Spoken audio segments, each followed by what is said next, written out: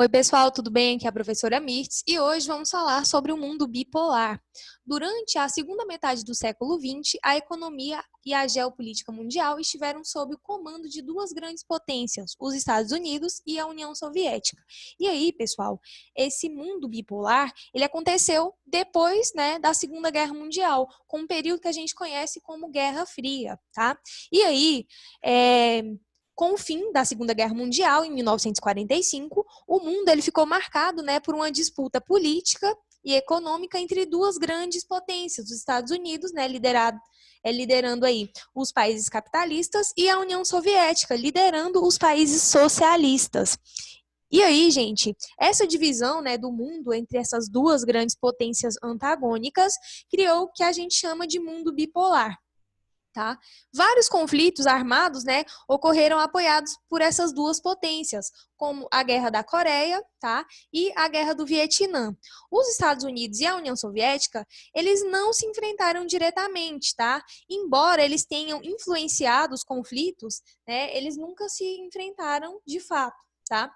Assim, esse período de confronto indireto entre duas potências ficou conhecido como Guerra Fria, tá? Que se estendeu aí do ano de 1945 a 1989, onde ocorreu a queda do Muro de Berlim e em 1991 aconteceu a desintegração da União Soviética. Então, isso encerrou esse mundo bipolar. Tá? Então, essas duas grandes potências, que era a União Soviética e os Estados Unidos, que era o líder aí dos países capitalistas, tinha essa disputa aí, entre esses dois sistemas, entre o capitalismo e o socialismo, tá bom? Olha só, o mapa, ele vai representar a ordem geopolítica mundial predominante, entre o fim da Segunda Guerra Mundial, em 1945, e a desintegração da União Soviética, em 1991. Esse período, de 1945 a 1991, ficou conhecido como Guerra Fria, como eu falei para vocês, e que foi marcado, pela rivalidade entre essas potências. Olha só, pessoal, aqui de amarelo temos os países capitalistas e de roxo temos os países socialistas. E aqui, ó, os Estados Unidos, como vocês podem observar, era o principal polo ou centro político, militar e econômico capitalista. E aqui de roxo, a gente pode observar que temos a União Soviética, que era o principal polo ou centro político, militar e econômico socialista. Então, era uma guerra de interesses, era uma guerra ideológica, tá? Durante a Guerra Fria, duas grandes áreas de influência geopolítica se formaram, uma capitalista controlada pelos Estados Unidos, como eu falei para vocês, e a outra socialista liderada pela União Soviética. Os países sob a influência do capitalismo formaram o denominado bloco capitalista, e o grupo constituído pelos países sob influência socialista foi denominado bloco socialista. E outra coisa, gente, que marcou muito, essa época foi a Europa, porque a Europa era dividida em Europa Ocidental, que era capitalista, e Europa Oriental, que era socialista, tá? E a cidade de Berlim era que separava isso. Então, olha só, essa linha, de separação entre a Europa capitalista e a Europa socialista, foi conhecida com o termo cortina de ferro. Então, olha só, a linha que separava essas duas grandes áreas, por sua vez, ficou conhecida como cortina de ferro e dividia o continente europeu ao meio, a Europa Ocidental capitalista e a Europa Oriental socialista, tá? Em nenhum lugar, tal divisão era mais significativa do que em Berlim, na Alemanha, onde o muro dividia a cidade em parte socialista e em parte capitalista. E aí, gente, isso pendurou durante muito tempo. No ano de 1989, houve a queda do Muro de Berlim, tá? Porque as pessoas não podiam passar, por exemplo, quem estava do lado ocidental não podia passar para o lado oriental, e quem estava no lado oriental não podia passar para o lado ocidental. Então, era uma barreira mesmo, tá? Esse muro. Então, a queda do Muro de Berlim foi muito importante, porque fez com que houvesse uma junção, né, da Alemanha, tá? Olha só, pessoal, como vocês sabem, né, a Alemanha ela fazia parte do eixo que perdeu a guerra, né? Então, a Alemanha ela foi dividida entre os países aí que eram os aliados, né? Foi dividida entre os Estados Unidos, a União Soviética, a França e o Reino Unido. Então, a parte, né, capitalista da Alemanha, ela, né, era do lado ocidental. E a parte, né, que pertencia à União Soviética era a parte socialista, que era a parte oriental, tá? E aí, gente, o fim, né, dessa Guerra Fria foi com o final da União Soviética, que teve seu colapso aí em 1991, tá bom? Olha só, gente, as disputas, né, ideológicas, militares, políticas e econômicas entre as duas potências mundiais foram acompanhadas de um temor geral em relação ao seu potencial de destruição militar em massa. A corrida armamentista e nuclear entre os Estados Unidos e a União Soviética, bem como a formação de alianças militares com os países dos blocos, garantiram proteção mútua dos membros em caso de conflitos. Então, gente, olha só, nessa fase, né, da Guerra Fria, nessa disputa ideológica, teve a corrida armamentista, né, que tanto a União Soviética quanto os Estados Unidos eles tinham, né, guerra não, eles tinham, né, arma de destruição nuclear, arma de destruição em massa, né, eles tinham armamento nuclear, tá? Então, por isso que tinha, né, um temor muito grande se essas duas potências realmente se enfrentassem, porque ia ser consequências, né, iam ter tido consequências muito grandes, porque os dois países tinham armamentos, né, nucleares, tá? Então, eles fizeram, né, uma aliança, tá, entre os países aí dos blocos, tá? E além da corrida armamentista, tinha também a corrida espacial, em que eles disputavam, né, por desenvolvimento tecnológico, por foguetes, GPS, satélites. E aí, isso foi muito importante. Essa parte aí da corrida espacial foi muito importante. Tanto é que foi nessa parte que o homem conseguiu chegar até a Lua, tá? Então, os Estados Unidos, ele conseguiu chegar primeiro, né, nessa corrida aí, nessa corrida espacial, tá? Olha só, gente. Então, essa corrida armamentista e nuclear entre os Estados Unidos e a União Soviética, bem como a formação de alianças militares, né, com os países dos blocos. Então, tinha essa aliança, a aliança, né, desses membros aí dos países capitalistas é chamada de OTAN, que é a Organização para o Tratado do Atlântico Norte. E entre os socialistas era o Pacto de Varsóvia, tá?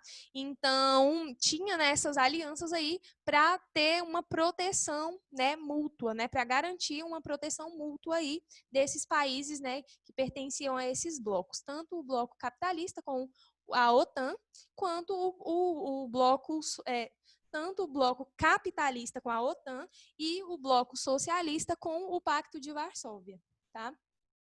Bom, gente, agora a gente vai falar um pouquinho sobre o mundo multipolar.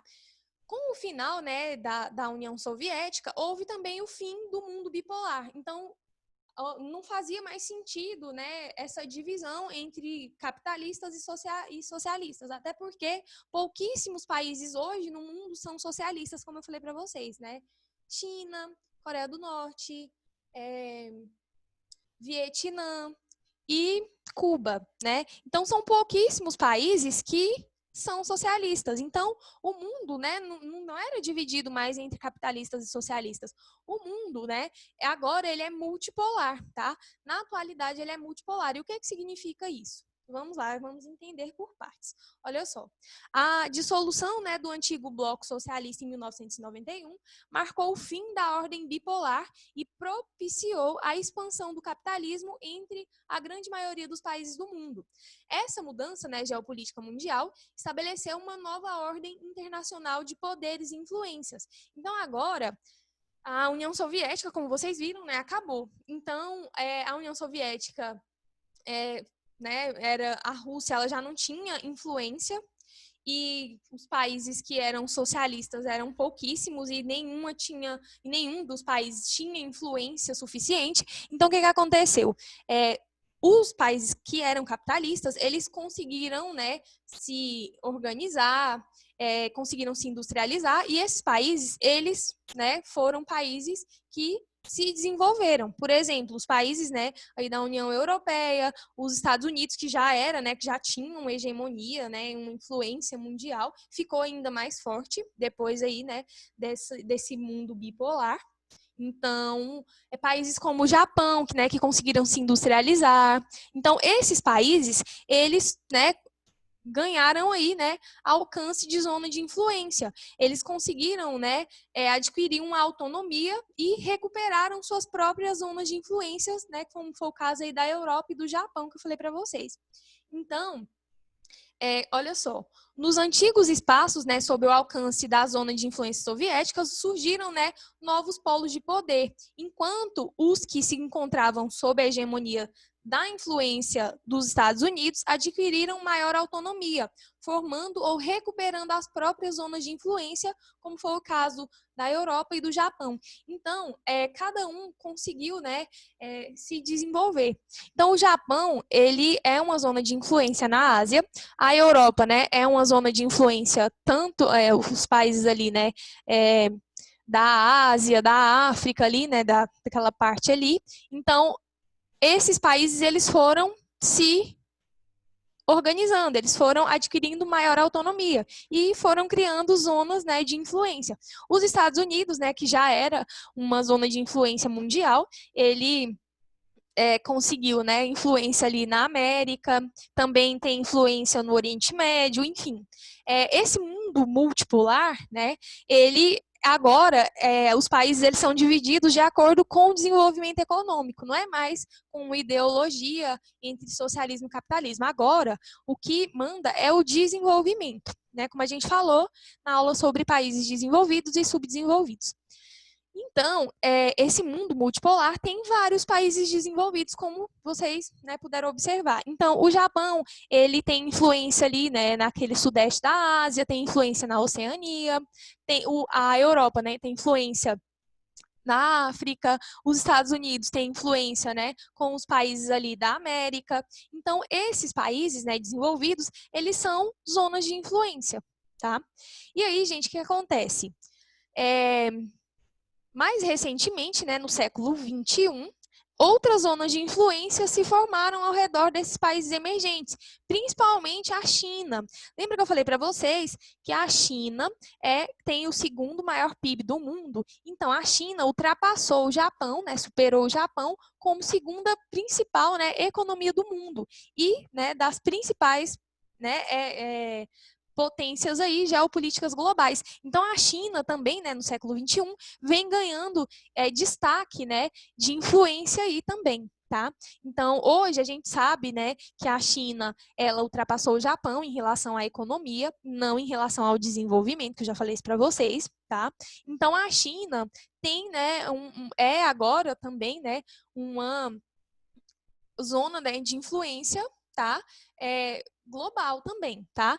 Então, mais recentemente, né, no início do século XXI, outras zonas de influência se formaram ao redor de países emergentes, sobretudo a China, que superou o Japão como a segunda, né, principal economia do mundo e uma das principais potências geopolíticas globais. Então, a China, ela vem se destacando, né, no comércio internacional. Olha só, gente, essa imagem aqui é a queda do Muro de Berlim que eu falei para vocês, tá? Que ocorreu aí em 1989 e representou, né, o rompimento da ordem bipolar e o surgimento dessa nova ordem multipolar, tá? E que foi consolidada em 1991 com o colapso da União Soviética, tá? Então, na fotografia, vocês podem observar as pessoas, né, derrubando o muro mesmo, tá? Porque as pessoas já não aguentavam mais essa divisão, tá bom?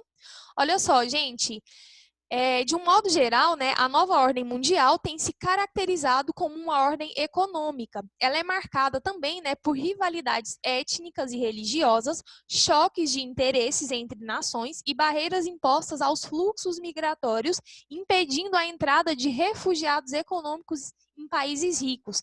Então, essa nova ordem mundial, né? Ela, como eu falei para vocês, ela é caracterizada como uma ordem econômica. Então, muitos países, né? Muitos países subdesenvolvidos, né? Onde tem muita pobreza, onde tem muita desigualdade social, as pessoas tentam, né? Migrar, sair desses países para entrar em países desenvolvidos, como por exemplo os Estados Unidos. Tanto é que o muro de Berlim caiu, né, lá na Alemanha. Só que outro muro ele vem sendo construído, tá? Que é o muro que separa os Estados Unidos do México.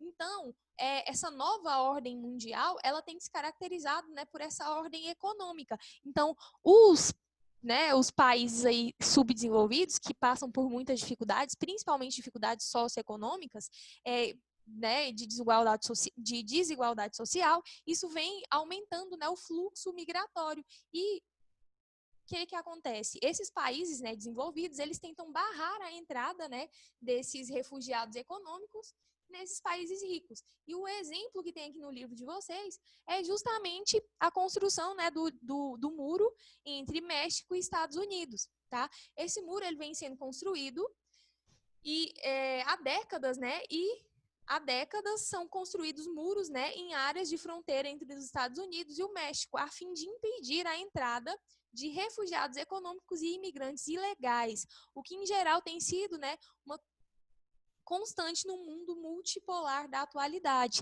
Então, se de um lado, né, se por um lado a queda do Muro de Berlim ele representou, né, o fim do mundo bipolar, no atual período do capitalismo informacional e da globalização, outras barreiras vêm sendo, né, erguidas, contrapondo países desenvolvidos e subdesenvolvidos em meio a uma crise econômica mundial nos últimos anos. Então, nos últimos anos, né, esse mundo multipolar, com vários países aí desenvolvidos, eles vêm, né, tendo essa desigualdade, tá, socioeconômica entre esses países. Então, os países subdesenvolvidos, que passam por muitas dificuldades, sempre vai, né, ter aí esses imigrantes, tá, ou refugiados econômicos que tentam ir para esses países ricos, tá bom?